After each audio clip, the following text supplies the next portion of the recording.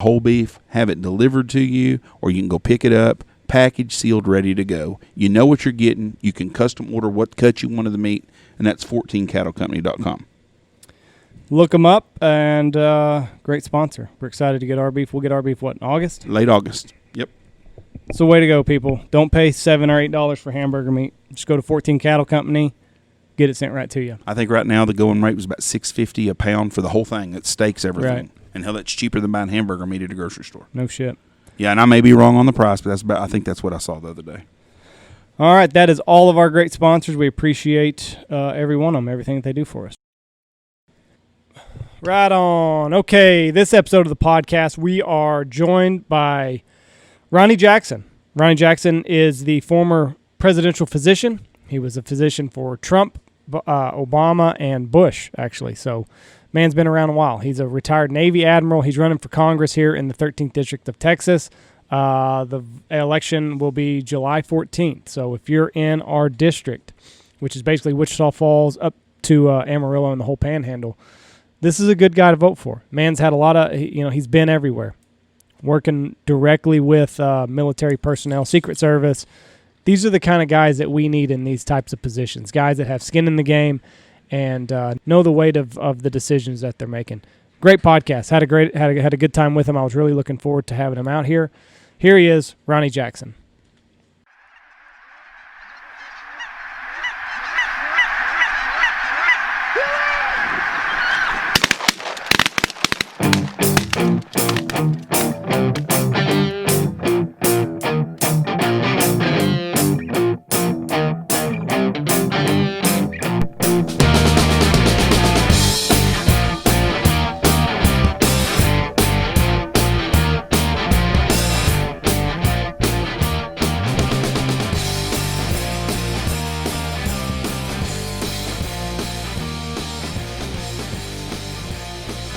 Okay, here we go. Let's have some fun. 3, 2, 1. Boom, and welcome to the Big Honker Podcast, brought to you by Stanfield Hunting Outfitters. I'm Jeff Stanfield. I am Andy Shaver. We got a special guest, Mr. Ronny Jackson, Dr. Ronny Jackson. I don't want to screw that up, but you're running for Congress out here, 13th District. You betcha. You're killing it. Yeah, you're all over the place right now. Yeah, we sure are, man. Thank you guys for having me out here. We're excited to have you. Endorsed by President Trump. You bet. You were you were the former White House physician. Right. Yep, I was President Trump's personal physician, and I was also one of his senior advisors and his chief medical advisor and assistant to the president. So, yeah. What is that like? You walk into a room, and then you got Donald Trump sitting on one of those stainless steel beds in a freaking hospital gown. Yeah. Like, is that a surreal moment in your career? Yeah. No, he's a great guy, man. He's actually really I loved working for him. I got to know him super well. We spent tons of time together. Saw him multiple times every day, all day long. Really? Yeah, every day. That's the first person he'd see when he'd get up in the morning. He can come down the elevator. My office is right underneath his bedroom. And I was the last person he'd see when he'd go back upstairs when he's done with the day. And I'd see him multiple times during the day. Traveled everywhere he went. So, yeah, we spent a lot of time together. You worked in the White House then? Yeah. So, me and my wife were there right when they closed it down, and they had a screen set up, and we had to go cut up to the main foyer, I guess. Yep. So your office would have been right behind that, where they got that screen set up there. It's just on the other side of that screen. Right on the other side of that screen is a diplomatic reception room where the president and the first family come in and out of the White House. So whether they're coming up in the limos or flying, landing in Marine One in the helicopter there, that's where they come in and out of the White House. And my office is right next to that. So that's pretty interesting. Wouldn't be a pain in the butt getting in and out of the office every day. Yeah, you work there, it's not bad. Yeah. You just swipe a card and you're right in? Yeah, I drive in, actually. I had a parking, I parked on West Executive Avenue, so I didn't even go through the mags or anything. I just drove in every morning. I just show my badge as I went through the gate. And, you stop, the dogs sweep your car on the outside and you drive right in. Most people don't do that. Most people park outside, but there's a small number of people that park on West Executive Avenue, and that's where I parked. I park right next to the VP motorcade every day. He seems like a man's man that everybody get along with, and he seems like a bullshitter and a fun guy to be with. Trump? Oh, yeah. A lot of personality. Oh, yeah, big time. Yeah, he's easy to talk to, and he's a real guy. Well, that's good. And you said he would live to 200 if he kind of ironed some things out. His genes are just that good. Oh, they are, man.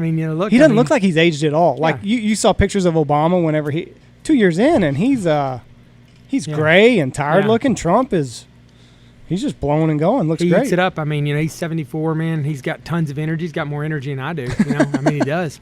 And he's nonstop, and he really gets energized by other people. Right. And so you go in somewhere, it'll be a long day. We'll fly somewhere halfway around the world. We'll be in a time zone 12 hours away.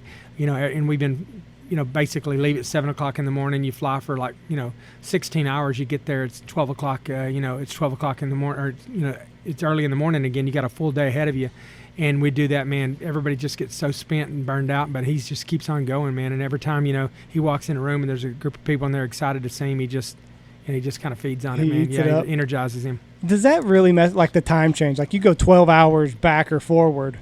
I mean, does it take just 3 or 4 days to get back on regular time? Yeah, I mean it can eat you up if you let it. But that was my job as a White House physician and I consider myself kind of the expert in the entire world on kind of the what we call sleep hygiene related to travel. When to sleep and when to wake up and how to manipulate that, because you have a Secret Service detail that's on the plane, and they're responsible for protecting him, and they're responsible for protecting him when they get on the ground. So if they don't sleep on the plane and get some sleep, then they got a 14-hour day ahead of them. It's not good for them to be protecting him that sleep deprived. So my job was to make sure that they could sleep on the plane, even though their body was telling them it was still early in the morning. It wasn't time to go to bed. I'd give them medicines when I needed to make sure they sleep for 6 hours on the plane on these big overseas trips, and then I give them a little something to make sure that they're wide awake for the first day or so, and then gradually you're within a day or two, if you can get sleep on the plane and then work that day and then sleep the first night, your body can catch up pretty quick. But you have to manipulate that with certain with medications so that you can do that. It doesn't naturally happen. So. I didn't even think about the Secret Service having to perform. You think of these big trips, and I mean, it's everybody has to be on their toes. Everybody does. I'm his doctor, so I have to be prepared. I have to be mentally alert. If something bad happens, I have to be able to think. And Secret Service is the same, and his staff too. I mean, they get off the plane. He's got national security people there, that are briefing him on what's going on all over the world. Just because he travels doesn't mean all the important stuff that goes on as a commander in chief and as a head of state stops. He's still got to stay engaged in all that. He's still getting briefed on that. Still got to react appropriately. Jeez, I don't know how anybody does that job. I'll say that. I tell you that, but I will tell you the one thing is that I do that to help people sleep when they need to sleep and be awake when they need to wake. He's not one of them. Really? I'll tell you what, man, he's not. I mean, he does it on his own, which is amazing. Well, there's reports that he only sleeps 4 hours a night. And he's done it for years, even when he was just in business. I mean, I think that's the way he's been his whole life. And, maybe it's the reason, partly part of the reason why he's so successful, financially. I don't know. But, yeah, he doesn't sleep much. He'll sleep 4 to 5 hours a night, and that's it. Well, he's by far the most popular president and the most hated president we've ever had. Oh, you bet. But the people that love him like we do, or especially me, he's the greatest. I trust him. I don't trust politicians. So you sitting here running for office is unusual because other than Trump, I don't trust very many people in D.C. Well, I'm not a politician. I'm a retired Navy Rear Admiral. And that's what's good. And that's the same with him. He wasn't a politician. That's right. And that's what people in America want. I think the left doesn't see that. We're sick of the Nancy Pelosi's of the world. Oh, absolutely. Both sides are full of them. We're tired of that. You know what I'm even more sick of? I'm sick of the far left. I'm sick of the liberal press. I'm sick of, the Democrats, Nancy Pelosi. I'm really sick of the never Trump rhino Republicans. Oh, yeah. They have, I'm sick to death of those people, man. They're an embarrassment. They're an embarrassment. They're the biggest traitors in this country. Sure. I agree with you on that 100%. Because they dupe people. Yeah. They run under this one thing, and then just like we were talking before y'all got here, Justice Roberts. Yeah. What is he doing? He's now? been such a disappointment, man. I don't know what's going on there. I think somebody's got something on him. Yeah. Deep State's got something. I think he loves the attention of the left. You know what I mean? Right. Some people, you see it all the time. People get embraced by Hollywood and that kind of stuff, and they let it go to their head. And I think he loves the, being part of the social elite in D.C. And you can't do that unless you're willing to be pretty liberal. And I think that's my opinion. I think he just, he's kind of aligned himself with them a little bit. He's been a big disappointment, especially here in the last 2 weeks. Yeah.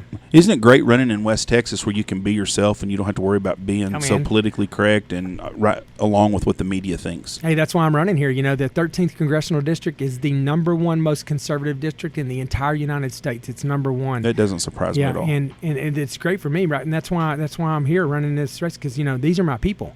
And I wouldn't be running for office unless I could do it legitimately, and I can do it legitimately here because I don't have to change anything about who I am or what I believe to represent, us up here in the 13th Congressional District. I'm on the same page politically, socially, culturally, economically, across the board, so. So tell us how, because you've had some backlash because you moved into this district. Yeah. You grew up out here, though. Yeah, I grew up in Levelland, Texas, man. I grew up in the base of the Panhandle. I was born and raised here. I'm a Texan. I left 25 years ago the day I went on active duty in the United States Navy. And the day I got out of the Navy, I came right back home to Texas, and I live southeast of Amarillo right now. So you're not a move-in like Hillary was in New York. No, but that's on. what they want to paint you Well, as. and that's what your opponent's painting you as, too, isn't it? That's all he's got to hang his hat on, man. I mean, he's not from he's here? a desperate man. I mean, he doesn't have anything. He doesn't have anything that he can do for the district, that he can run on. When you compare our backgrounds, in our experience, in our leadership, and what we can do for the district, it's a pretty stark, difference between the two of us. He doesn't have anything to hang his hat on or run on. So his only chance of getting elected in this is to try to tear me down or to try to label me as an outsider or whatever else he's going to do. And it's pretty offensive, to be honest with you, man. I mean, I left 25 years ago the day I went on active duty in the United States Navy, and this guy, for some reason or another, thinks that, that he's more Texan than I am somehow because he's had the privilege of, living. He's mentioned a few times crazy stuff like, at forums and stuff. Well, I was born and raised here, and my kids go to the schools in Canyon, and they've gone to the Canyon schools, and they're going to graduate from the Canyon schools. I'm like, wow, man, good for you, man. You know what? We moved 8 times the first 11 years I was in the military. Every year my kids got yanked up and had to go to a new school, make new friends and everything else. So good for you. But you know what? I was serving my country. I didn't have that privilege. Now, is he a lobbyist? He's a registered lobbyist. I mean, he basically resigned as a lobbyist the day he got in this race, obviously. But yeah, 14 years registered lobbyist. And who is he lobbying for? He lobbies for the Texas Cattle Feeders Association, and I'm gonna be a huge supporter of ag, farming, ranching, oil and gas. I got all that taken care of. I'm gonna be aggressive, about representing those folks, and I'm going to be a much better representative than he is. And I've actually been endorsed by Sid Miller, the Texas Ag Commissioner. He's endorsed me, and that should say something to folks out there. But My question is the beef, the ranchers and cattlemen are getting beat on this beef deal. Yeah. The big companies are making the money. They're not getting nothing. How can we fix that? Well, I'll go back to finish and telling you too about the, my issue with him being a lobbyist. That's fine. He's a lobbyist. But in my mind, and this is just me, if you're a lobbyist for 14 years in D.C. and Austin, it disqualifies you from being a representative up here in a district like the 13th Congressional District, right? And I'll tell you why.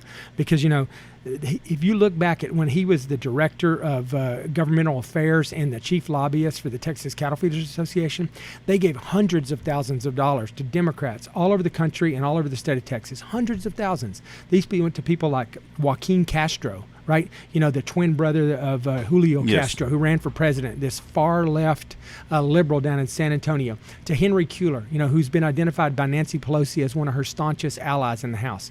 They gave money to them.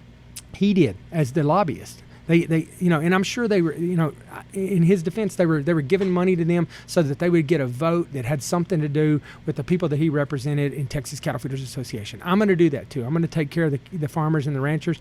They were trying to get a vote, but the problem is the money that they gave to them to get a vote that they ended up ultimately maybe getting, maybe didn't, but the money they gave to them, that got those people elected and reelected, and those are people that every single day go to work in Austin and in Washington, D.C., and every day they are trying to make abortion legal.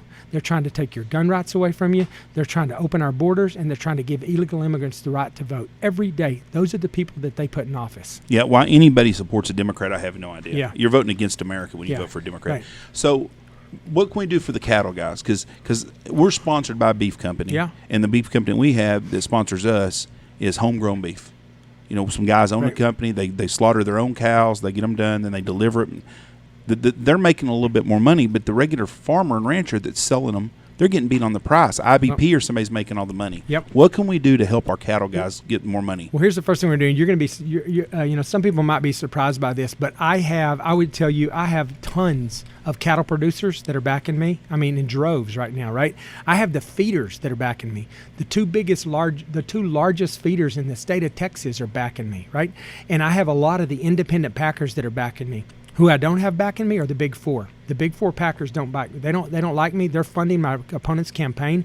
They've got a monopoly right now. 2 of them are owned by by Brazilians. They're not even owned by people in the United States. Most of that money's going back over to other countries. It's not even staying here. But they got a monopoly right now, right? And they get paid no matter what happens. I mean, right now we're in this situation where they drop production, or the number of cows the number of cattle that they were slaughtering that was coming out on the other end dropped by 25% because of COVID and everything. Mm-hmm. Well, that punished everybody, right? The price of boxed beef went through the roof, right?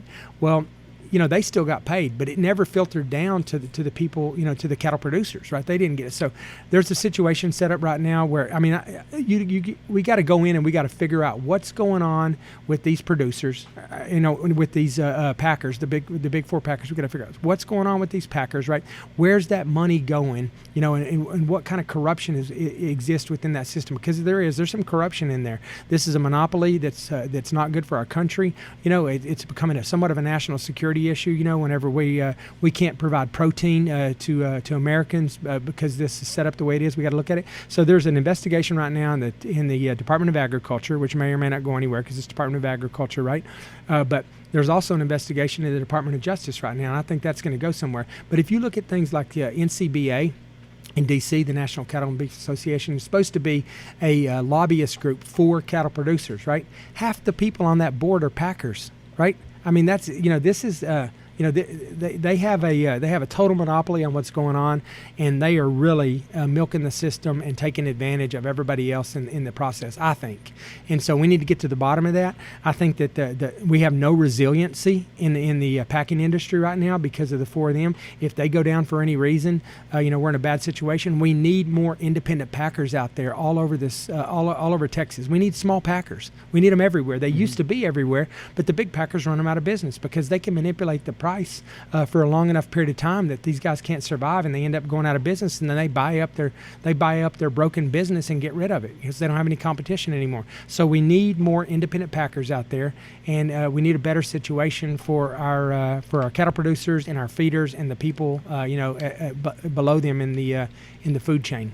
Well, it's just amazing. You can have to pay $10 a pound for a roast, and a rancher's getting $1 a pound for on the hoof. Yeah. So somebody's making money, and it's not the ranchers. I agree. Yeah. What can we do? Let's jump onto it's not just our district, but worldwide. The corona. You're a doctor. Well, what's the answer? Because we can't shut America down. No, I mean, I think the answer is let's get back to work, right? Let's get past this. I mean, so much of this has been spun for political reasons. Yes. It has. I mean, if this weren't an election year right now, this wouldn't even be happening like it is, right? And so the left took advantage of this as soon as they saw an opportunity to potentially make the president look bad and to shut our economy down, realizing that they were just about to get devastated in the general election in November, right? They basically did everything they could to keep this going, right? And they did it for political purposes, which is a shame, right? I mean, we got people out there that lost their jobs, small businesses have gone out of business, all of this stuff. They created all kinds of fear and, surrounding this. And it's been driven by political reasons. It's been driven by the far left and, the president did the right thing early on. Nobody knew what was happening early on, right? We were being told that this virus was going to be the next virus that was going to take out half the population of the earth, right? And I don't know, that virus is probably out there somewhere. It probably is, but this is not it, right? They were being told by all the experts, the White House and everybody else was being told that was what was going to happen here. We didn't know anything about how infectious it was. We didn't know what the mortality was going to be. We didn't know what the population that it was going to attack was going to be. We were already making assumptions early on. It was going to be a 10% mortality rate, best case scenario, which would have devastated us. 10% would have been like a nightmare, right? And we were also thinking that it was going to just devastate all of us, old people, young people, because typically these things attack the old and the young predominantly, but they attack everybody if it's a real pandemic, right? So we were thinking everybody was going to be vulnerable to this. Well, we know a lot about this virus now, right? And we know for sure now that the mortality rate for this thing is less than 0.1%, which is less than the seasonal flu, less than 0.1%.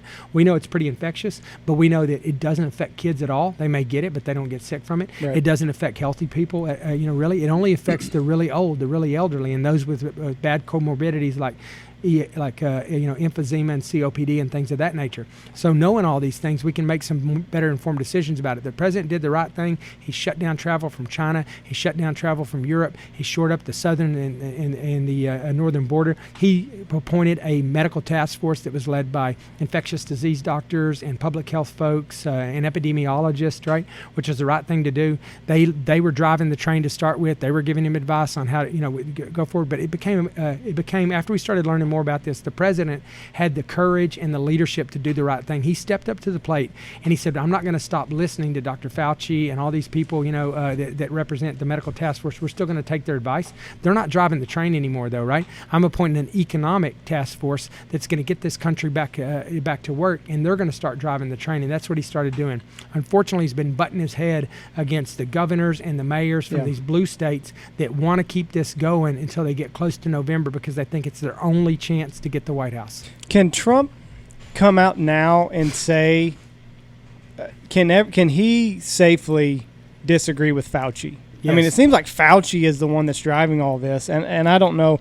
The more that this is drug on, I'm starting to wonder some of Fauci's intentions with all this. Got called out by Rand Paul yesterday. Yeah, he did. I saw that. And I'm afraid that the science community would bash Trump if he came out and said, we're going ahead. I say let them. Who cares, right? I mean, they bash him already on everything else, right? Yeah. I mean, on climate, the climate issues and everything else. I say let them. It doesn't matter to me. I think that's fine, But and the president had the wisdom to see this. If you let a bunch of doctors, and I'm telling you this as a doctor, right? Mm-hmm. If you let a bunch of doctors determine when we're going to go back to work and when we're going to go back to school, it's never going to happen, right? Because they're just going to keep on saying, well, we got to get a little bit closer, and it becomes like it has from basically flattening the curve to eradicating the disease, right? And that ain't going to happen, right?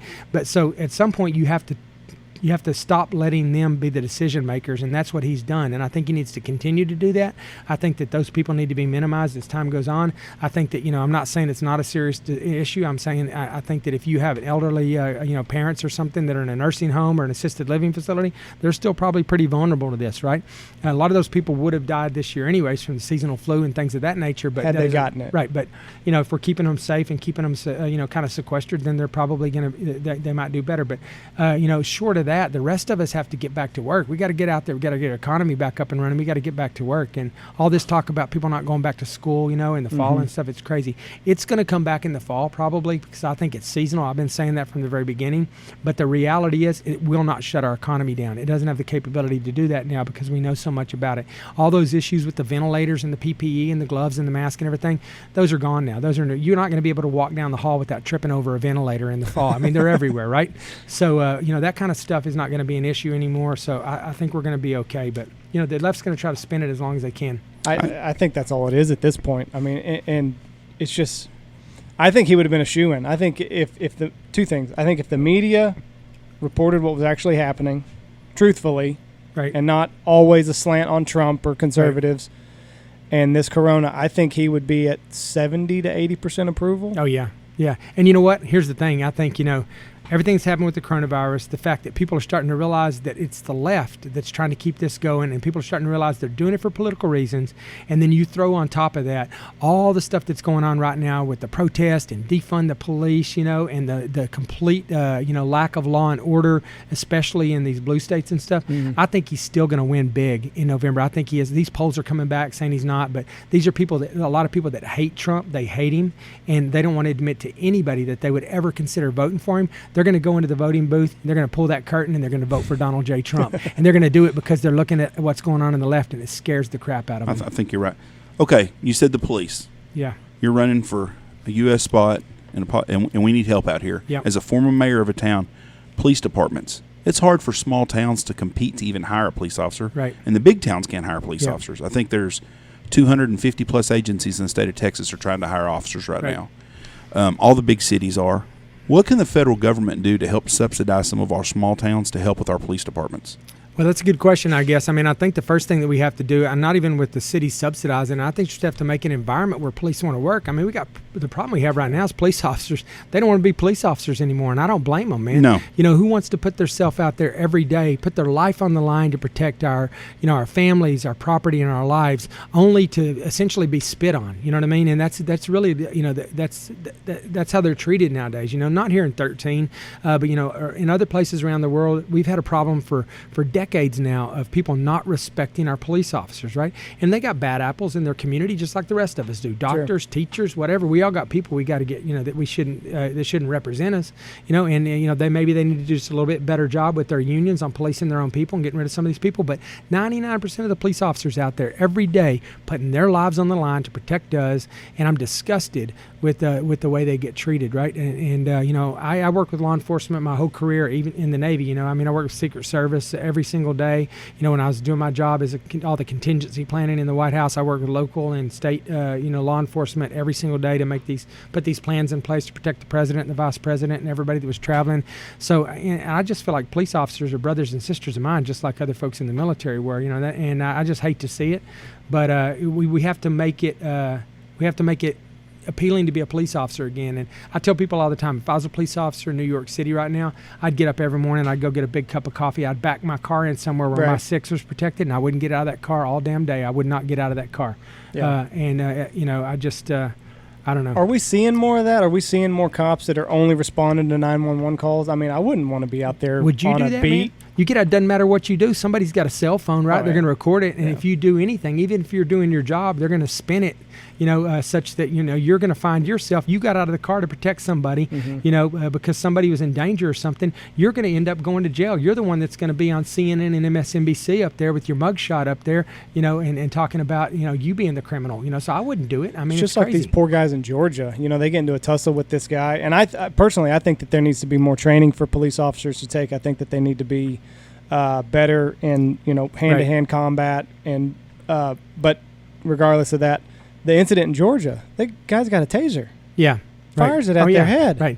Yeah, when you and now they're arrested. Right. When you take a police officer's weapon, whether it's his revolver or his taser, right? Mm-hmm. You take a police officer's weapon and you turn around and point it at them, you have crossed the line. Sure. Right? And anything that happens after that is completely legit. I don't think anybody in an open mind thinks that cop did anything wrong in Georgia. Right. That guy deserved exactly what happened to him. Yeah. But my question is, as a former mayor, is the funding the cities. We can't afford to pay. Like Austin, right. I think Austin's police department, them guys are making about $100,000 a year. Yeah. Well, and Austin said that they would be the highest. They're the high. That's part of the deal the police union has is $100,000. Yeah.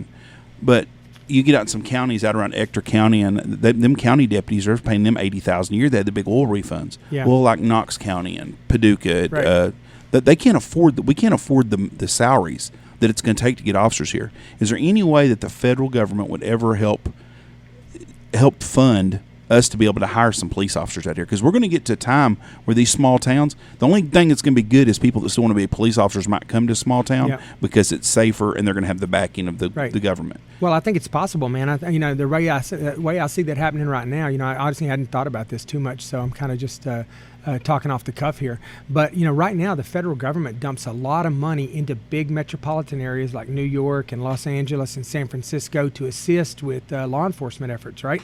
Well, those people apparently don't want the police there anymore anyways, right? Mm-hmm. So we should be able to basically, redirect that funding to people out in rural communities and stuff out here where we do want police officers, right? We need, small towns need the help. Yeah. I mean, it's a tough deal, and we could use the help because we don't have the tax base. Yeah. And we're losing it now with the way the economy is right now in the wool. Yeah, I agree. And, the other things that used to happen that kind of went away in the Obama administration because of their posture towards law enforcement and stuff, the military used to give a lot of their equipment and stuff to local law enforcement. They give their armored personnel carriers and a lot of their weapons and stuff that were still great, and had a lot of life left in them, but, they'd upgraded and bought new stuff with, in the Department of Defense, and they donate that stuff to police forces all over the country. But then there was this big uprising from, the same folks right now that are talking about defunding the police, police, that was militarizing the police, and they weren't going to stand for it, and so they stopped that program. We should get back into that. We should start doing that from the federal government, start really helping out some of these small rural communities, giving them equipment and stuff so they don't have to spend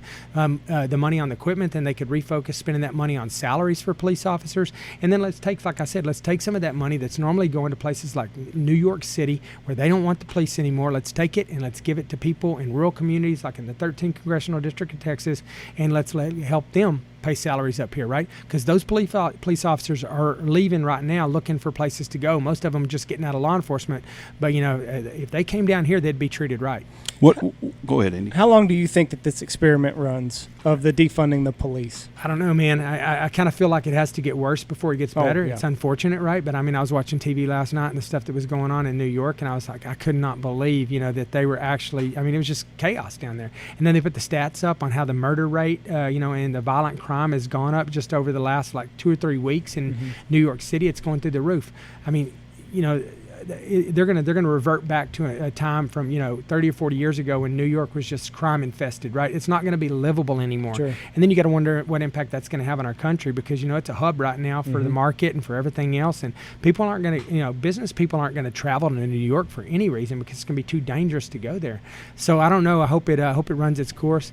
I tell people all the time, I don't know what the answer is, but a couple of weeks ago, my wife Jane and I, we were in Wichita Falls doing some campaigning. We're getting ready to leave, and we're driving out of town, headed back to Amarillo where we live, and I got a phone call from the White House, from the West Wing, and they're like, "Hey man, President wanted to make sure he's going to be in Dallas tomorrow. I want to make sure you're going to be at the airport when he gets there." And I said, well, I wasn't planning on it, right? But I said, yeah, we can be. So Jane and I, spun it around, and we went to Dallas, and we spent the night there in Dallas. And I got there, and Air Force One landed, and I was, hanging out in kind of the in the waiting area with the governor, lieutenant governor, and the Texas Attorney General, and we're talking, and plane landed, and they started getting the stairs out there, and they dropped the back stairs where the Secret Service and the press and everything come down first before the president does, and so the back stairs were already down. They're pulling the front stairs up, and they line me, the governor, the lieutenant governor, the attorney general, and me up at the bottom of the stairs, and we're waiting. I'm going to say hi to the president when he comes down.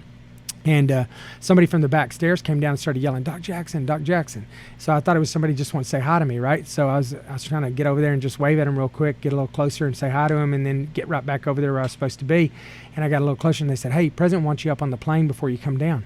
I said, "Okay, cool." So I went up the back stairs, went in there, and I met with the president in his office on Air Force One. It was me and the president and the attorney general, Barr. And the three of us were in there, and the president was asking me how the race was going, talked to me about the race a little bit and everything.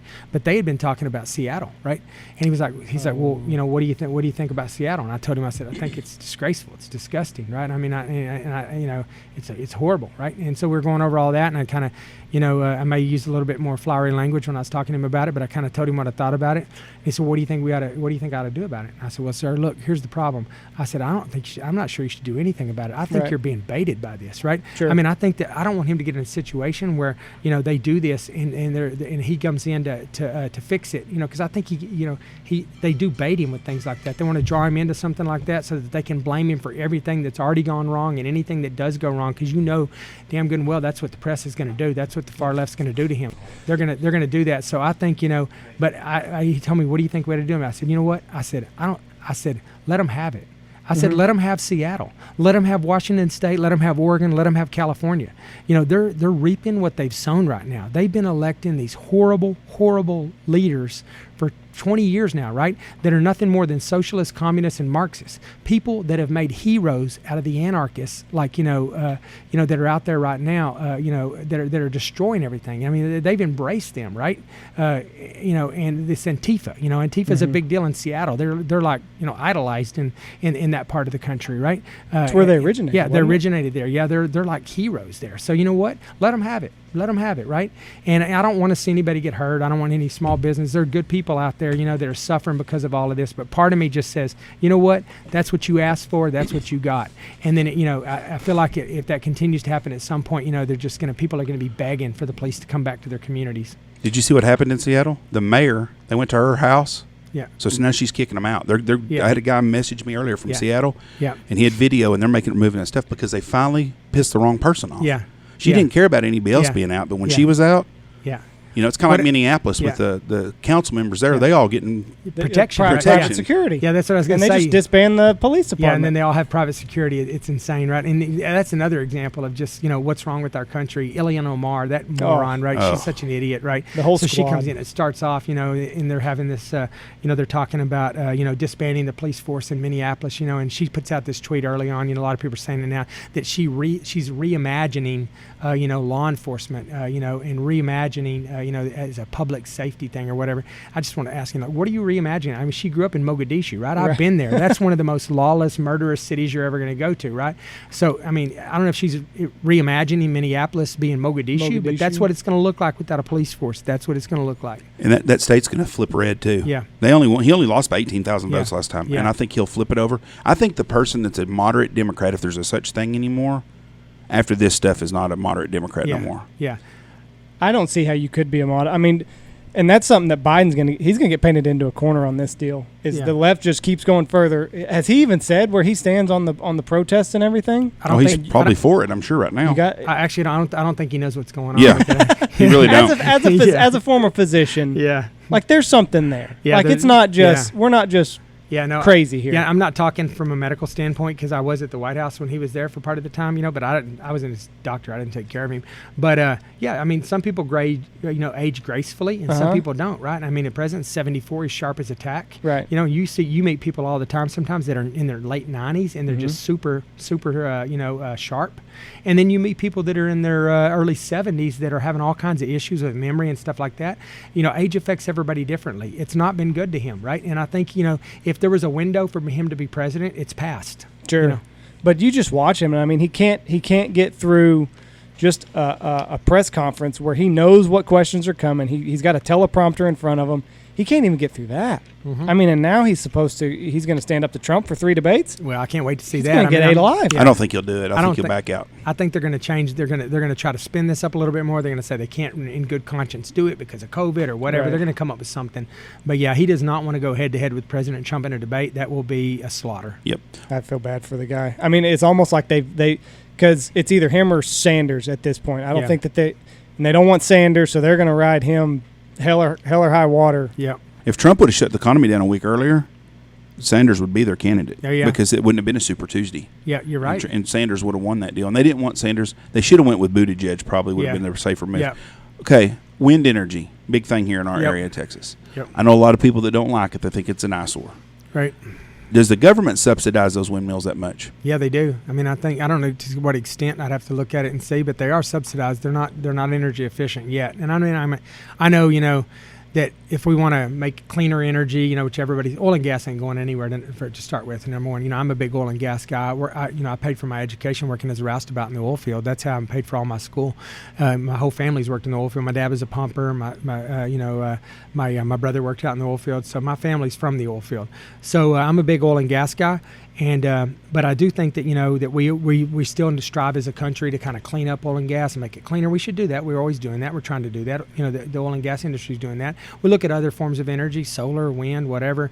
And it's okay, I think, to start with. When you go into these areas and they subsidize them a little bit to kind of get them on their feet and hopefully get them to develop into something that's that can stand on its own. But I don't think we're there with wind energy yet. It's not there yet. It can't stand on its own without government subsidies right now, is my understanding.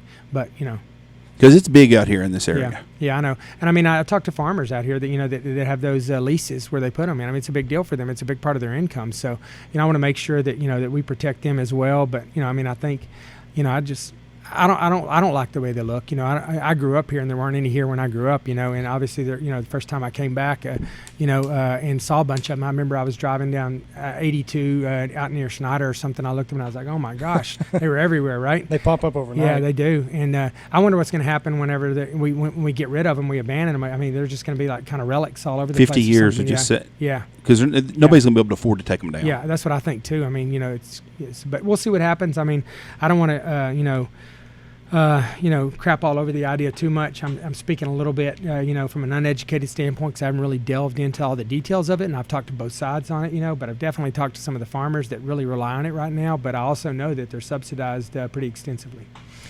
But what about like public schools? Do you see with the corona, do you think that they're going to open on time, or do you think that we're going to see an abbreviated schedule or something like that with school reopening? Because it's a month away basically. I think that schools in Texas are going to open. I think people up here are going to do it. I don't know what they're going to do in the rest of the country. I think, they're still trying to, like I said, for political reasons, trying to make this as big a deal as they can, and they can't really, open schools and still be maintaining. It's a big deal. So I think they're going to try to shut schools down. I've heard some of the universities around the country right now are actually going to start school early.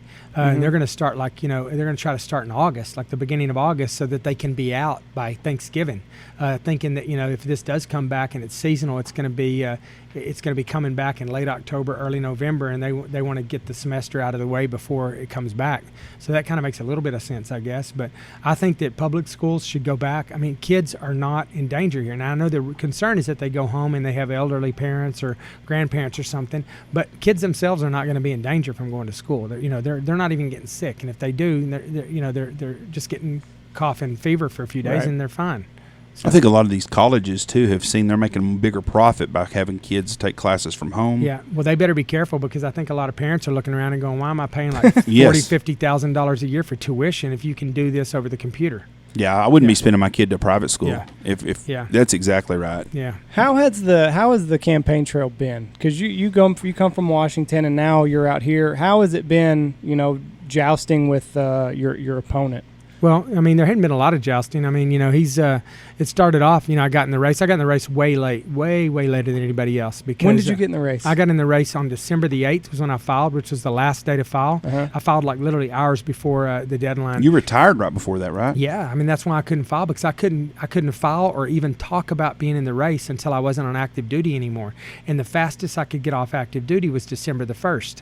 So I had to keep my mouth shut, and I was just muted until December the 1st. And December the 1st, I retired from the Navy. I left the White House. I spent a couple of days turning over some stuff at the White House, getting read out of some programs, things of that nature. Jumped on a plane, flew straight to Dallas, picked up a pickup truck that I have there, drove straight to Austin because I had to file in Austin because, 41 counties I couldn't file in the district. Went to Austin, filed, and then I got all my FEC stuff and everything done finalized around the 16th of December. Had 2 weeks at the Christmas break, so I didn't really start campaigning until the first week of January. And my opponent, the one that I have now, and most of the other people that were in the race at the time, because initially there were 15 of us, had already been in the race for like over 2.5 months, and they'd already made a lot of connections, raised a lot of money, all that kind of stuff. And so a lot of people were like, you're wasting your time. There's no way you're going to make it to the runoff. Everybody kind of knew there was going to be a runoff with 15 people in it, but they said, you got in too late, you can't make it to the runoff. And I did. And I got to the runoff with hardly any money. I spent less than $200,000 and made it to the runoff. And that's a fraction of what my opponent spent, and it's really a fraction of what Chris Ekstrom spent. He spent almost $2 million on the race. So, but anyways, I got in the runoff, and then it's a new game after that, and everything's changed since then. It's not the same place, man. I mean, I'm on fire right now. We're in control. I follow you. I follow your campaign on Instagram, and it's every day you're somewhere else. I would be exhausted. Yeah, we don't sleep much, and we're pushing hard. Somebody told me, they said it's a big district. It covers a lot of miles. 41 counties, 42,000 square miles. It's huge. Yeah. Somebody told me when I got in this, they said, "Man, if you're going to win this, you better drive it like you stole it." And that's what I'm doing.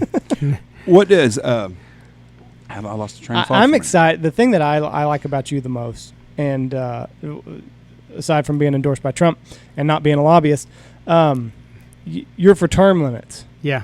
Oh, that's so big because you got guys like Pelosi, you got Biden, Pelosi. They've been there for 40 years. Well, Mac Thornberry's there for 26 years. Yeah.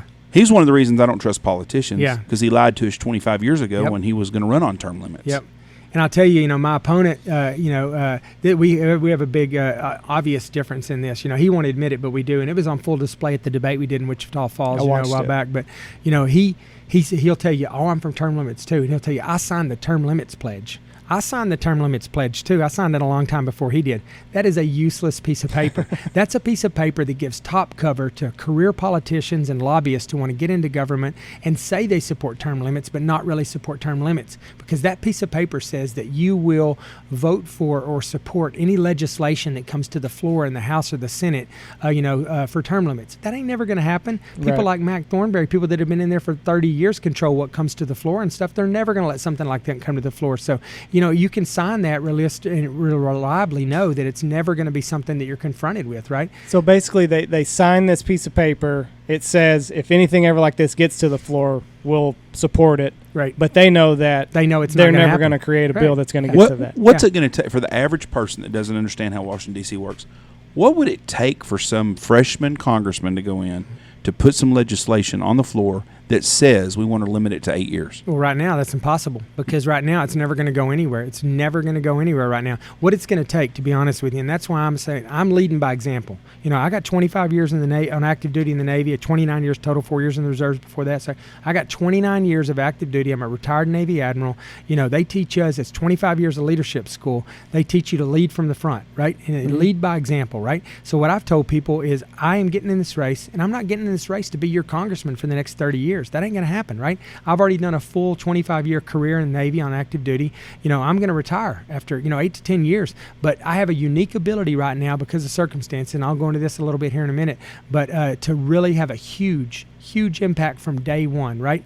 But I tell people, the only way we're going to get term limits is if the people start electing representatives and senators that will make a personal pledge that they are going to stick to, that they're going to term limit themselves, and they're going to stick to it. And until we start electing people that are going to do that and making that criteria for putting them in office, it's not going to change. And I'm doing that. But I'm gonna have an incredible impact in this district while I'm there. I mean, way more than my opponent can ever hope to have. Well, there's this old saying that there's been a lot of good men come to Washington, D.C., and there hasn't been very many good men left. Yep. Good men leave. Yeah. So I hope you do that. But Mac, that's what he said. Yeah. And then another thing that floored me was we had a town hall meeting with him one time, and we were talking about foreign aid. Mm-hmm. And he had a list of all the money that's spent here and there, and he had this big box. We can't touch that. Why? Yeah. What's already spent every year? Why can't we do something about foreign aid? Oh, yeah. We shouldn't give the same, and that's changed now because Trump stopped a lot of that. Yeah. But we shouldn't give money to Syria every year because we have for 100 years, or whoever the country is. Right. There's a bunch of countries we give money to that we shouldn't be giving money to. No. We shouldn't be giving money to all these countries out in Central America, that basically we're getting all these, immigrants MS-13 gang members coming over here and stuff, and they're bringing drugs over here and bringing weapons and cash back. And I mean, we're funding their governments. It's crazy. I mean, there's a lot of that stuff that should stop, and I'm a big proponent of that. I think government we should stop a lot of that. I've said from the very beginning, when this stuff came up with the World Health Organization, I was like, that's a useless organization. Mm-hmm. Get rid of it. Just get rid of it. I said, get rid of the parent organization, the United Nations. We fund almost all of that. Now, all they do is badmouth us all over the world, right, and try to make us the villain every time something comes up. It's in New York, and we pay for it's 80% of their budget or something. They should defund that, and they should push that whole thing off in the East River. Just bulldoze it off into the East River. I mean, I don't have any use for any of that kind of stuff. And so I think we got to start getting rid of a bunch of that. See, the average American thinks that way too. Yeah. We're sick of it. The average person. That's what the left does not understand. Yeah. We're sick of the status quo in Washington, Yeah. D.C. We're sick of seeing Nancy Pelosi and Maxine Waters and Bernie Sanders and Lindsey Graham and a lot of them people. I mean, it's on Yeah. both sides of the aisle. Yeah. We're tired of it. Yeah. We want real people. We don't want someone that's a career politician. Yeah. And we don't want lobbyists running our world anymore. Well, you're going to get that in me, and I'll tell you, a lot of people, were like, well, you're going to get to D.C. and it's going to change. It's not going to change me. I mean, I guarantee you, a lot of people, you look at my opponents, there were 15 of them in the race to start with, and it includes my current opponent. You look at them, you can see from their website or their yard signs or whatever that they're super, and I don't blame them for this, I guess it's human nature, but you can see they're super excited about going to D.C. and being part of that culture and being in Congress and all that. You know what? The Hollywood of that place wore off for me a long, long time ago. I don't have anything to do with it. I have no use for that culture. I'm excited about coming back home to Texas, which I have now, and being part of the culture that I grew up in. And you better bet I'm going to be up there taking care of business if there's votes to be done and whatnot. But if I have an opportunity to be there for a week or here for a week, I'm going to be right here in this district, and I'm going to be talking to folks on the ground all the time. I like I told you, I'm not looking to be your congressman 30 years from now. I'm looking to have a huge impact, but I am going to wear myself out for the next 10 years. I'm going to work, you can see, like, we're working hard all over the campaign, all over the district right now campaigning. That enthusiasm, that energy ain't going away until the day I walk out of the door. See, that's what we need. We need real Texans. Yep. Ted Cruz, I know he's not he's a transplant Texan, but he represents Texas very well. Yeah, he does. His Texas values. He's outspoken. He is, and we need that. Yep. And I like the guy from Louisiana, Kennedy. Yeah, yeah. He's the same way. Yeah, people ask me sometimes. I like Kennedy. I like Ted Cruz. I like Jim Jordan. Jim Jordan's a big fan of mine. Yes. I mean, that guy steps up to the plate. I mean, he doesn't, and those guys endorse me, by the way. The House Freedom Fund has endorsed me.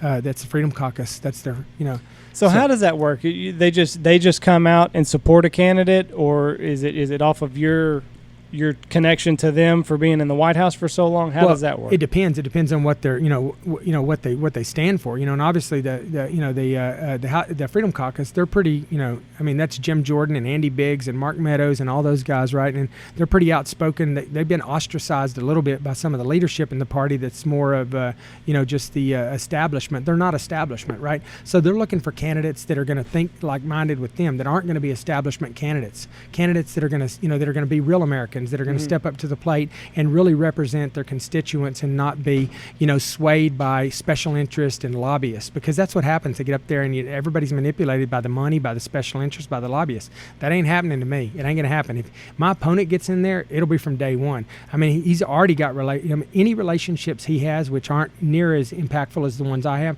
Those are all built on the exchange of money between him and them and back and forth, right? He's going to have bills to pay when he gets there. You know what I mean? I mean, there's going to be some people ready to cash in on Everybody's bought and sold in Washington, D.C. Everybody is. Except for Trump, and that's why he's tipped the apple cart there. And that's why Trump's backing me, because he needs some Republicans in there that are like him. They're going to have his back and that aren't going to be bought and sold. And that's what I'm going to do. And, I'm not... I from the very beginning, even though Mac Thornberry told me, I talked to him on the phone before I got, he called me up, he talked to me on the phone before I got in this race, and we had a conversation, and he told me, he said, well, I'm staying out of it, Ronny. He tried to discourage me from running. He tried his best to talk me out of running. He tried to talk me into running any district but 13, right? And I couldn't figure it out to start with, and I was like, why is this like, the way it is or whatever, But it turns out that my opponent's wife was his political director for 8 years, and so that's kind of where this is all been. And he had already picked my opponent to take his place before he even announced that he wasn't going to run again. This is all, obviously I know this now, but at the time I didn't know any of that, and I couldn't figure out why he was really trying to talk me down on 13, but saying I could do it somewhere else, but just not 13. Well, his endorsement don't mean nothing to me. Well, the thing is so I've tried not to, badmouth the current congressman. I'm not going to do that. I just haven't been doing that. But the reality is, at this point, now that he's come out and endorsed my opponent and everything, even when he said he wasn't, my opponent's got all these other endorsements too, right? He's got Kel Selinger, right, which is like, complete rhino and almost, he might as well be a Democrat. And then he's got, Will Hurd. I mean, for crying out loud, Will Hurd, called the president a racist, and he's for open borders, and he runs around with Beto O'Rourke and thinks that it's a good deal. He showcases that stuff. So these are the people that are endorsing my opponent. These people that are basically rhinos, never Trumpers, and about as far to the center as you can get without actually being left. And some of them probably are.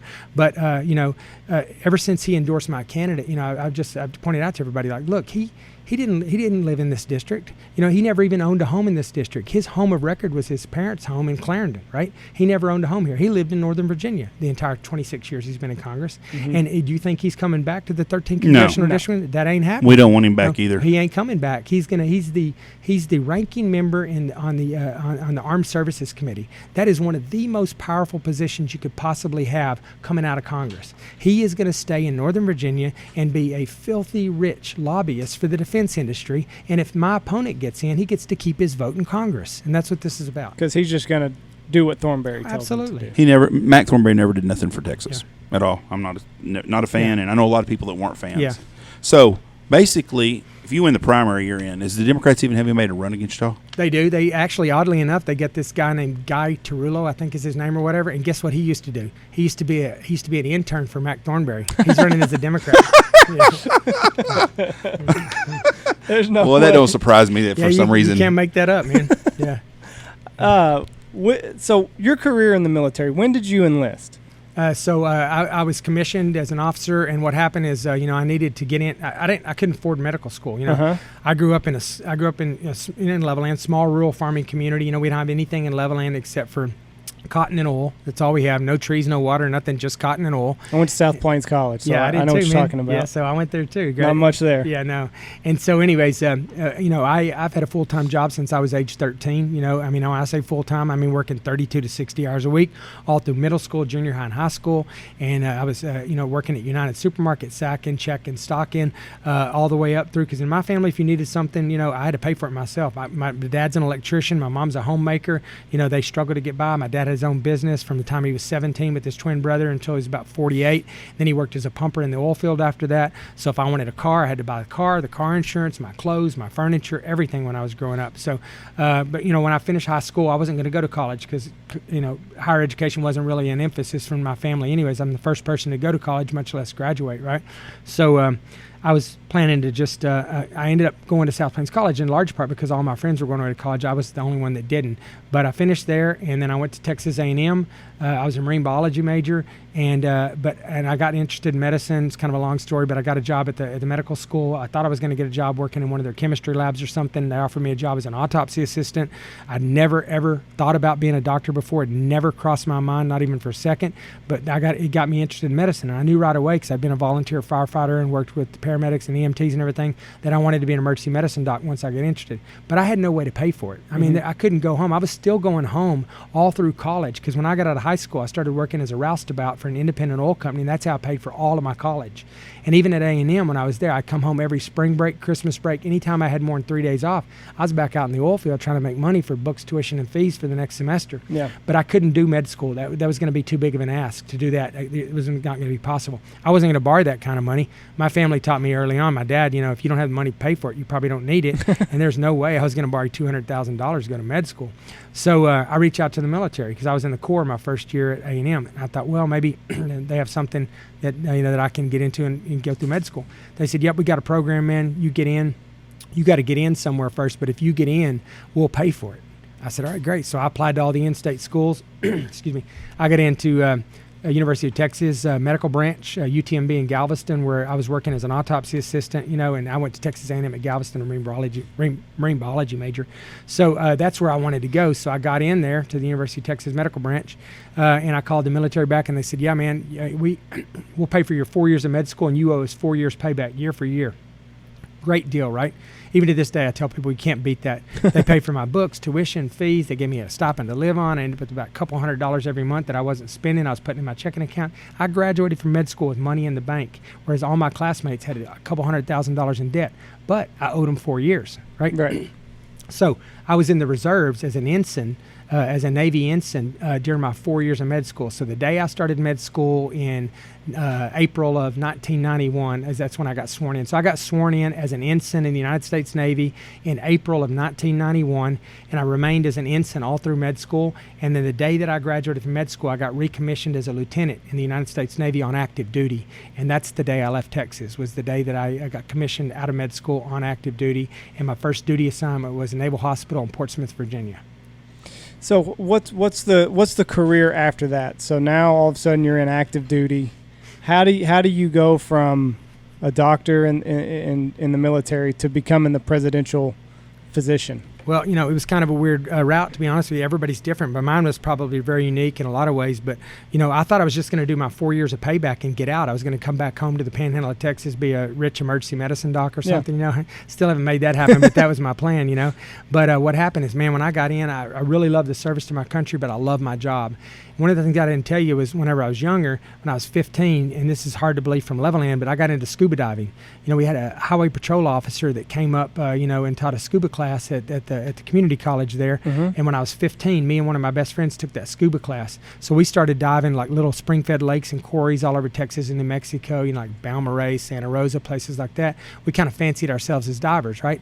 And that's how I ended up wanting to be a marine biologist, and I ended up at Texas A&M at Galveston. But then when I got in the Navy, I found out about this program as soon as I got to the Naval Hospital, Portsmouth, Virginia, doing my first year of residency, my internship, about this program called a diving medical officer program, where you could be a diver and a doctor. I was like, man, this is tailor-made for me, right? So I applied for that program. I got it. They sent me straight to Panama City, Florida, put me completely through Navy deep sea diving school, became a fully qualified Navy deep sea diver, and I was a doctor. So for the next 5 years or so, they preferentially assigned me to diving units. So I was with explosive ordnance disposal, underwater demolition teams, underwater salvage, Navy SEALs. That's what I did. That's what really hooked me, man, because my job. So you were the medic for those teams. Yeah, I was their doctor, and I traveled everywhere with them, right? Wow. And so that was the cool part. But I was also a diver, so I operated with them. I didn't just take care of them medically. I operated with them. When we dove, I had to do my time on the bottom like everybody else. We jumped or whatever. And so I traveled all over the world with with these small diving units, and my job really consisted of, most of the time we were just jumping out of airplanes, fast roping out of helicopters, locking out of submarines with the SEALs, blowing stuff up, shooting all kinds of weapons. So it was like being being like 14 years old and drawing a paycheck, Right. So you got shot out of a submarine? Yeah, I did. Yeah. What is that? What's scarier, skydiving or being shot out of a submarine at whatever depth of the ocean? I think for me, it's more natural for me to lock out of a submarine than it is to jump out of an airplane. Yeah. My wife, she's a thrill seeker. We were supposed to go to Vegas a couple days ago. We ended up not because of Corona, but she wants to do the skydiving out in Nevada. I'm like, no, I'm not doing it. Yeah. I got two beautiful kids. I see parachutes fail all the time. How deep's the water they shoot you out of a sub into? Well, it's different, and part of I'll be careful what I say, 'cause some of that stuff's kind of classified or whatever. But you're generally in water that's 30, 40 feet deep, or whatever, and the first time I did it, man, it was unbelievable, man. I got in there and I was on this, I was on a submarine called the Kamehameha, and it was an old Benjamin Franklin class submarine that had vertical missile tubes in it, the big ICBMs or whatever. And they don't even have those submarines anymore; they're gone now. But they have two of these dry deck shelters, which are like garages for the SEAL delivery vehicles that are on top of them. And you had to climb up through the missile tube to get in it, right? So you climb up through the missile tube and you get inside this thing. The little SEAL delivery vehicle's in there, and you're sitting next to it, and you don't have anything on at all, just a little pair of brown shorts, right? And you have a mask around your neck. That's it. You don't have any tanks on it, attached to anything. And then you're sitting there, and then the thing just starts filling up with water. Just comes all the way up, and eventually the water gets up, where it's about to be all the way to the top. You grab one of these little regulators they have hanging from the roof called hookahs, and you grab one and you stick it in your mouth and you pull your mask down over your eyes, right? And then you're breathing on this thing, but you're not attached to anything. So you can, at that point, the pressure equalizes and the door pops open, right? And then you can swim around freely in there over the top of the thing and around the sides and everything. And when you get to the end of that hookah, there's another one hanging there. You spit it out and grab one that's closer. You swim to the end of that one, spit it out, and grab another one. You're just swimming around. They have long hoses on them. And so when that door popped open, the SEALs were telling me, okay, Doc, this is the first time to do it. Just stay out of the way, right?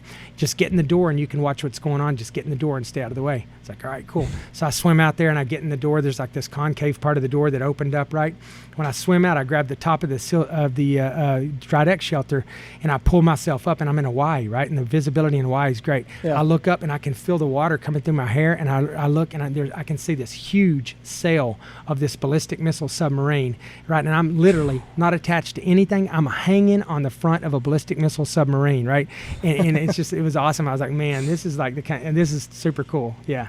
That is awesome. Yeah. So you've dove all over. Yep.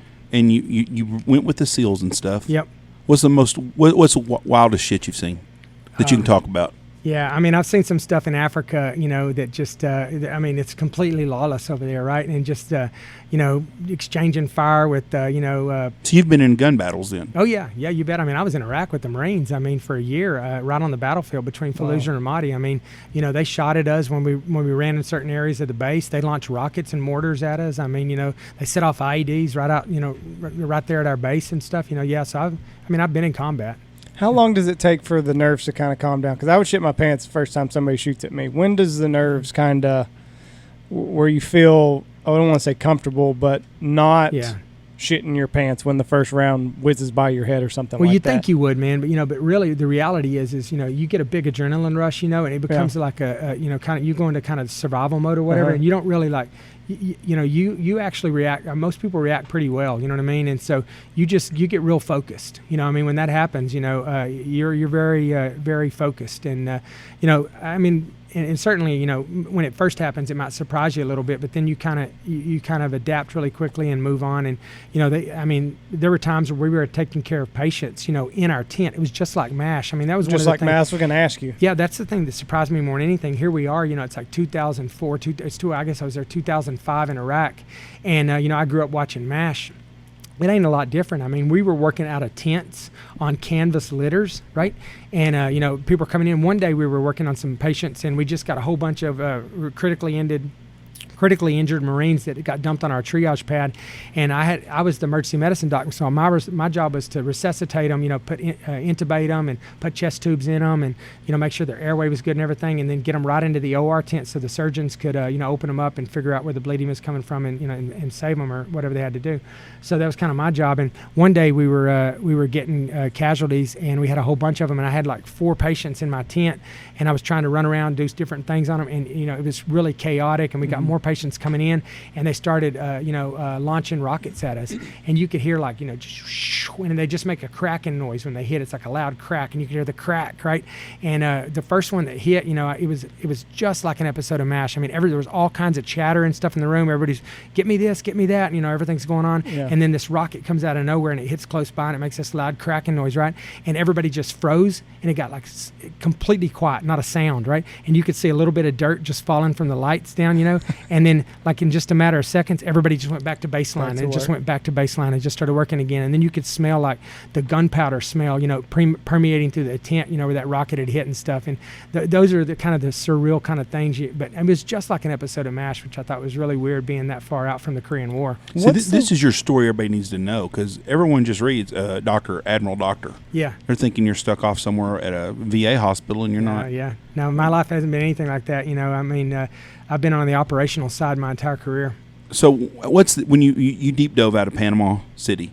How deep do y'all? Can you talk about how deep y'all dive? Yeah. I mean, to get qualified and stuff, you dive. I mean, the deepest I've ever dove, in real life is close to 300 feet. Is that with the mask and stuff? Well, if you dive that deep, you have to dive mixed gas. So we dive either nitrox or heliox, so a mixture of nitrogen and oxygen, or helium and oxygen. And we have these, we have different rigs that do that, but the one we have is called the Mark 16, and it's a mixed gas rebreather, and it doesn't make any bubbles. And we use it a lot in EOD, and they use it the SEALs use it and stuff too. But it doesn't have an acoustic signature, no bubbles, and it doesn't have a magnetic signature, so that you can swim up on an influence mine without detonating it. Because you don't think about it, but they have these mines that they put in the water, and they're called influence mines, and they're set off by magnetic from a magnetic signature. And if you have one of those that's on the bottom of the ocean at 200 feet, and a ship goes over the top of it, that's essentially the same magnetic signature as you as a diver with 2 big twin 80 tanks on swimming up on it. You create about the same magnetic signature, so you can actually detonate a mine by swimming up on it if it's a certain type of mine.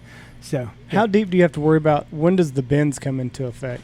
The bends really it depends. It's a relationship between depth and time. Mm-hmm. So the deeper you go, the less time you have before you have to worry about the bends, about decompression sickness. But you can start getting bent, at depths of 35, 40 feet if you spend enough time down on the bottom. So even just when you were in the submarine at whatever, didn't you say it was about 35 feet? Yeah, we had that. And we had to worry about even there, the bends. A little bit. You have to worry about the bends, doing that stuff. But the main thing we had to worry about was what's called arterial gas embolism.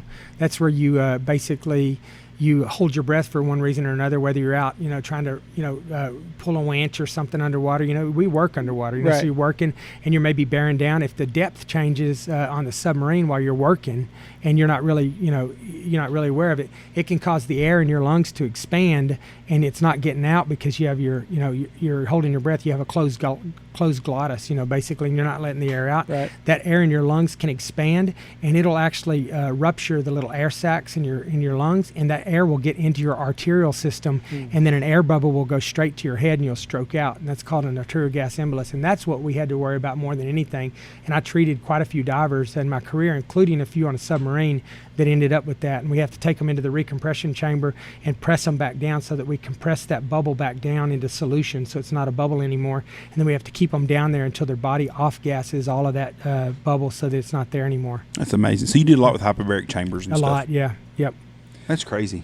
This ain't just a regular guy running for pilot. And that's why I think that's why more people like you need to run for positions like this. Like, we don't need to see these lobbyists that keep taking these positions. Like, we need guys that have some skin in the game. Yeah. I mean, you've got a lot of skin in the game. You've been doing this for a long. You've sacrificed just untold amount for our country, and I mean, you're still wanting to do it. I mean, being a politician is listen, you got half of the population that just hates you. Well, I got in this race for the right reasons. Honestly, I did. I got in this race because it sounds cliche, but I'm really worried about my kids and my grandkids. Sure. You should. We're headed down the wrong path, right? And I didn't tell you about my family, but I got my wife Jane. We've been married 27 years. We met 31 years ago. I checked her into a room. I was her RA at Texas A&M. Checked her into a room. We've been married. We got 3 kids. I got an 18-year-old who's doing summer seminar with the Naval Academy right now. Wow. And he's doing it online from Amarillo because of the COVID. But, he wants to go to Naval Academy. He wants to fly attack helicopters with the Marine Corps. He wants to be a Cobra pilot. He has a brother that is 23, my middle child, my oldest son. And he graduated from the Naval Academy. And I'm on the board at the Naval Academy. But he graduated at the Naval Academy in 2018. And he's a platoon leader with SEAL team now. So he's a SEAL and a platoon leader. And he's out, basically, leading a SEAL platoon right now. And then I have a 25-year-old daughter who just got her MBA about a year and a half ago, and she works for one of our country's national security agencies. So she's out serving in her own way too. So all of my family's in service to our country, and that's all we've known. That's all I've known. My kids grew up as Navy brats, and they're all serving their country now. My entire adult life, I've been wearing the uniform. And, I'm hanging the uniform up, and I'm done with service to my country in my uniform, but I'm not done with service to my country. Right. How you said you were an autopsy assistant. How long does that take to kind of calm your nerves? Because dead bodies freak me out. Well, that helped me out in med school quite a bit, because by the time we got to the classes where you're doing the gross anatomy, where you're dissecting cadavers, that was second nature for me, yeah. But, when you first go in there, it's a little bit weird, but it also lets you know whether or not you really want to be a doctor or not, I think, So I was okay with it, but, my job is to open the body up and, take all the organs out, take the skull off, take the brain out, and then I would pass it all down to the end of the table, and the pathologist would dissect it all out and figure out, why the person died. How do you take the head off? Yeah, well, you basically, it's weird. So I know the listeners can't see this, but you take a knife, you start in front of the ear, and you go over the top of the head all the way in front of the other ear, right? So it's over the top of the head, and then you take it and you peel the skin back here over the face, turn it wrong side out over the face, and then you take the skin in the back and do the same thing. So you just basically invert the scalp over the front of the face and the back of the head, and then you take a saw and you just go all the way around the skull and just saw off a skull cap, and you take the skull cap out, and then you can just shell the brain out and cut the brain stem, and yeah. You knew a guy that went to medical school, and he quit. He quit because he didn't like touching bodies. He didn't like touching bodies. Didn't like touching people. Yeah. Smart as hell. One of the smartest people I've ever known in my life. Did all that stuff. His mom was about to cry when he quit. Yeah. He didn't like touching the bodies. Yeah. Yeah. So I guess that could be a good training. So you had no medical background when they gave you this job as a... No, I didn't tell you. I've seen like horrible stuff too related to that. I didn't tell you what I did. One of my jobs in Iraq, that was probably the hardest thing for me. I was working as an emergency medicine doc there. I was in charge of the resuscitation component of the surgical shock trauma platoon that was right on the battlefield there. We were busy. We got probably 3 to 4 bad casualties a day. We get a lot of petty stuff too, but some days we wouldn't get any. Some days we get 15 all at once. But these are guys that are coming in with their arms and legs blown off, with their bowels hanging out, with horrible burns from head to toe. But I had a collateral duty while I was there. My collateral duty was I was the mortuary affairs officer. So anytime anybody got killed in the Al-Anbar province, they came back to our base before they were flown out and their family was identified or notified of their death and everything. And I'm telling you what, man, I'd go in there, they'd wake me up in the middle of the night, I'd have to put on my body armor and put on my Kevlar helmet and get on my gator and drive over to mortuary affairs, this little building where they received them at.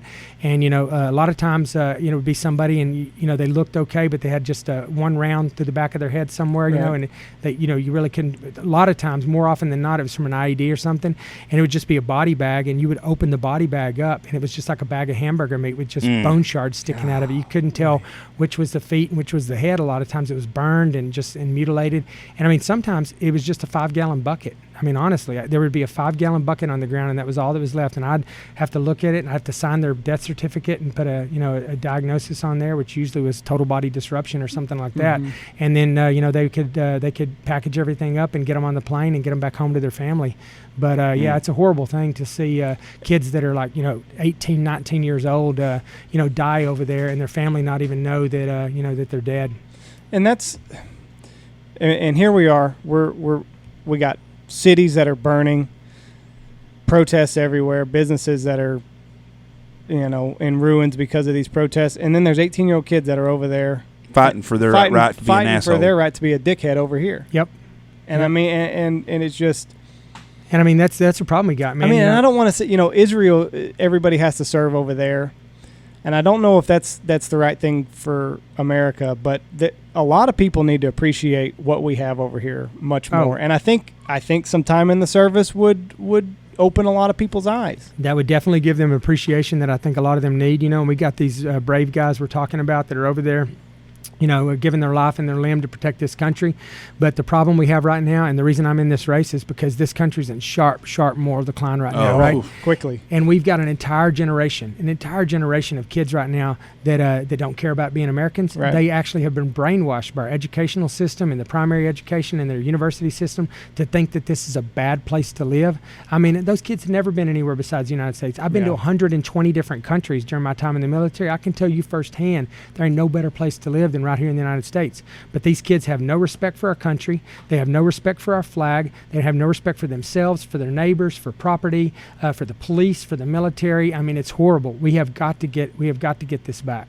You would think with Ilhan Omar coming from where she did that she would have a greater appreciation for the freedoms that we have, because she's seen firsthand what a hellhole it is over there. I mean, I would tell you, I think you're right, man. I mean, but we got to be careful. That is one of the biggest things I worry about too, is you would think that people go through certain situations that would change the way they think. Yeah. Her, for example, in this, right? But here's what we got to be careful of too. Right now, we have tons and tons of people that are moving to Texas from New York and New Jersey and from California. LA and from San Francisco.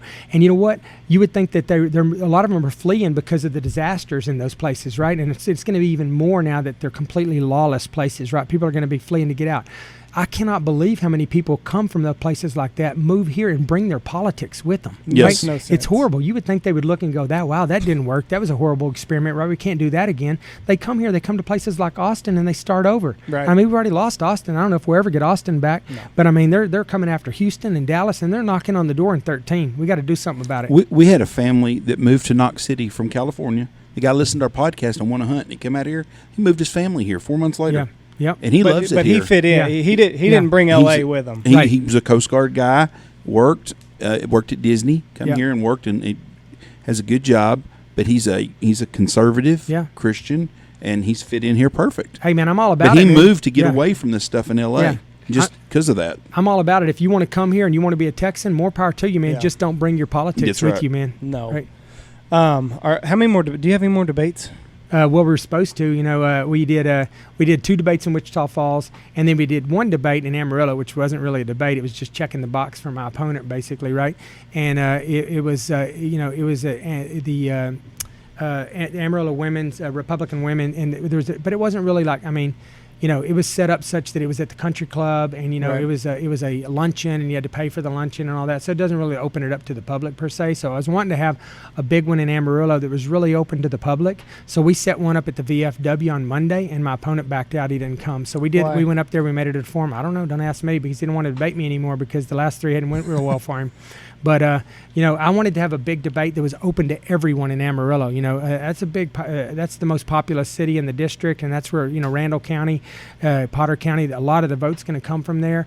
But he did. He didn't give you a reason. Just no. He not just coming? At this point, man, he just wants to keep his head down and just attack me and try to slander me. It's kind of like Biden. It sounds like exactly. He's really operating in that same realm. And he's just hoping that he knows that he can't go head to head to me from what he can offer to the district. So his only hope of winning this thing is to try to slander and tear me down in hopes that people will vote for him because he's made them scared to vote for me somehow. That's really all this is about for him. I hate debates. I was watching the last one with you and him in Wichita Falls. They give you this complex problem, 60 seconds. Yeah, I know. Here's 60 seconds. Oh, and you're going to get 30 seconds. Yeah. To rebut whatever he. I can't believe that in 2020, that's all we're giving you guys. Right. Like these are complex problems that we're asking you to solve, and do it in 60 seconds. Yeah, I know it's horrible, and good debates would the other thing too, that debate was I didn't like it either. Some of the debates we've done. No, I didn't mean that. I just mean I hate the format. No, I do too, and some of them are engineered like there was no audience in that one, right? Right. I want an audience there, right? Sure. I want a live audience there. I want to debate in front of people, and I want them to be able to clap or whatever, when they like something, or boo if they don't like something or whatever. Mm-hmm. I want to be able to give an opening statement and tell you about myself. I want to do a closing statement. I want time to answer the questions, and a lot of them aren't engineered that way. Are y'all having? Did they have polls for this U.S. District 13? Yeah. What's the polls right now? So let me tell you, this is how it all played, and this is what my opponent was really hoping. He was just hoping, and he went into this with with a false sense of confidence, and it's coming back to bite him now, and he's going to lose this race. But after there were 15 of us to start with in the election, right? We finished on March 3rd. I made it in the runoff. I was the second vote getter, but he got 39% of the vote. I got 20% of the vote. Technically, he's 19 points ahead of me, right?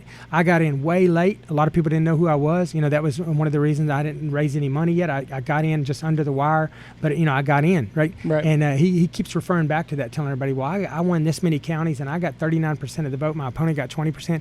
Man, you're living in the past, buddy. That ain't the same race anymore, right? And so Club for Growth did a poll back, I think at the end of April, and it showed that I was down by 11 points, right? And attention, I guess theoretically I was down by 19, then I'm down by 11. They just did one a couple of weeks ago. I'm up by 8 points now. Good. So we've gone from 19 points down to 8 points up. And he did a poll too. I don't know what the results of his poll were, but he did a poll maybe 3 weeks ago, and they were out asking polling questions, so we knew they were out in the field doing a poll. And 2 days after his poll was concluded, he started launching a barrage of negative ads on TV, radio, and flyers against me. That tells me that his poll was not good. Was not very good. He ought to learn from Bernie Sanders how that polling stuff works, because just because the early primaries, Biden was nowhere around, right, until everybody quit and gave him their votes. Yep. Yep. So what are these negative ads that he's running? What do they say? Oh, they're just recycling all the garbage from whenever I was the president's nominee for the VA secretary 2.5 years ago, right? That's all they're doing. So he's taken all of the CNN, MSNBC lies and garbage that they pushed out to try to tear me down as a Trump nominee. He's recycling those, and all of those have been proven as complete garbage, right? So for those that don't know, you were going to be you were the nominee for the VA secretary. Yep. And then cabinet. And then they basically, CNN, you say they Kavanaugh'd you before there was Kavanaugh. That's right. You were basically Trump's first nominee that they systematically tore down. Yeah, they did. They attacked me. They hated me. I mean, the far left and the liberal press despised me. And I didn't realize it at the time. I was a little naive about the whole thing. But really, the reason that they came after me so aggressively, and they hate me so much is because I did his physical a few months before that, if you remember, right? And they were building a narrative that he was mentally and physically unfit to be president. Right. I went out there. I did his physical. I did some cognitive testing. I got up in front of the press briefing room and briefed it for an hour and 10 minutes. I basically undermined everything that they were trying to tear me down and undermine his physical. It didn't work that way. I mean, they looked foolish in the process. Even the other press criticized them, saying they looked foolish and embarrassed themselves. It took that narrative off the table, completely removed it from the conversation, which was great. So it's a big feather in my cap. It increased the president's trust and confidence in me a lot, and it just, even to this day, it's completely gone. And they're not going to go down that path right now with Biden as their nominee, right? But what it did is, it made, that was the day I unknowingly, that was the day that I got the Trump stamp on me. I'm proud to have the Trump stamp, but that was the day I got the Trump stamp on me, and that was the day that the far left and the liberal press decided if they ever got an opportunity to cut my heart out, they were going to take it. And then whenever I got nominated a few months later for VA secretary for one of the president's, as a cabinet member for the president, they came after me. The knives came out, man, and it was game on. And but is that disheartening to see? Like, here you're just kind of you're just wanting to do your job. Yeah.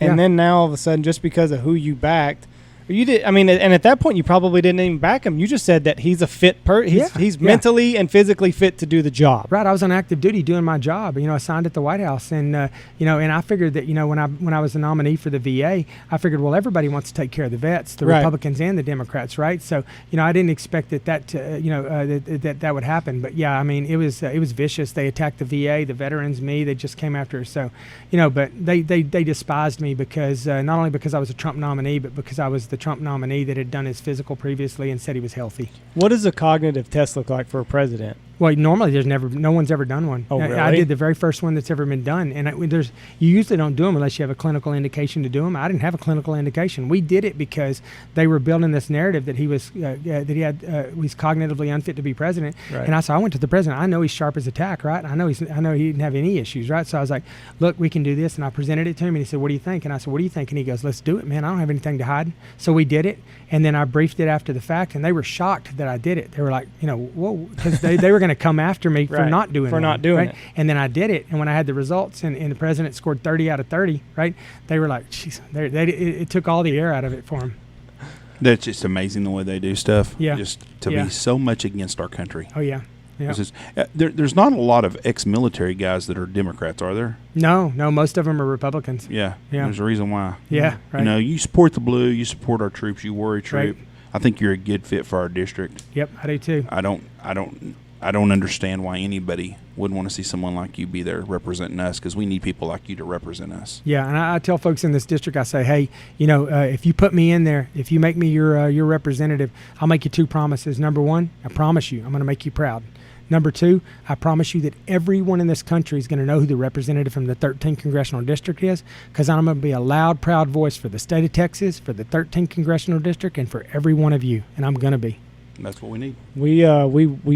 I was very excited to do this. So the vote, you can go out and vote July 14th. When can you start early voting? Early voting started on Monday. Yep. So early voting started Monday, and it runs through July the 10th. I think that it's going to be closed on Friday and Saturday because of the 4th of July holiday.